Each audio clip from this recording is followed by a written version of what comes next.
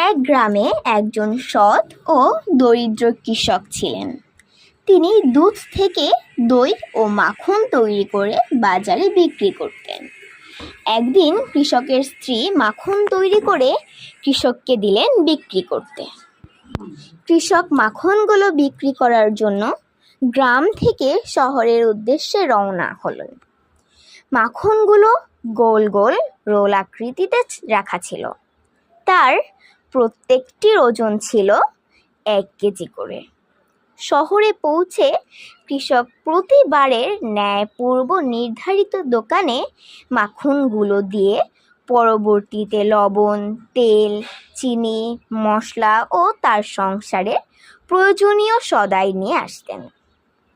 একদিন কৃষক দোকান থেকে চলে যাওয়ার পরে দোকানদার মাখনের বানানো রোলগুলো ফ্রিজে রাখার সময় ভাবলেন ওজন ঠিক আছে কিনা, একবার পরীক্ষা করে দেখা যাক।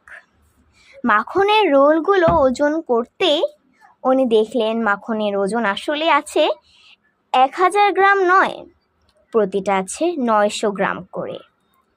পরের সপ্তাহে যখন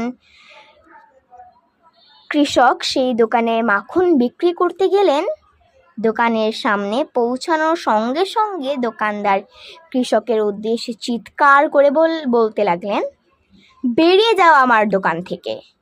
এবার থেকে কোনো বেইমান চিটিংবাজের সাথে আমি ব্যবসা করব না। আমার দোকানে আর কোনো দিন পা রাখবে না। 900 গ্রাম মাখন 1 কেজি বলে বিক্রি করা লোকটার মুখ দেখতে চাই না আমি।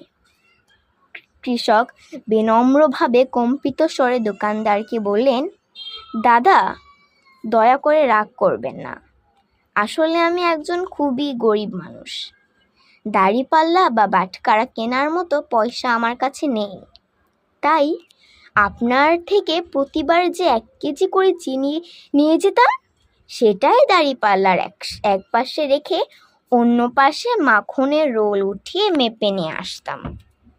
এই গল্পের শিক্ষণীয় বিষয় হলো, অন্যায়ের প্রতিফলন অবশ্যম্ভাবী।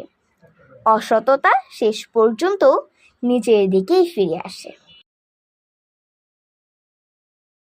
গল্পটি আমাদের স্মরণ করিয়ে দেয় যে ন্যায্যতা ও দায়িত্বশীলতা ছাড়া ব্যবসা বা সম্পর্ক টিকতে পারে না।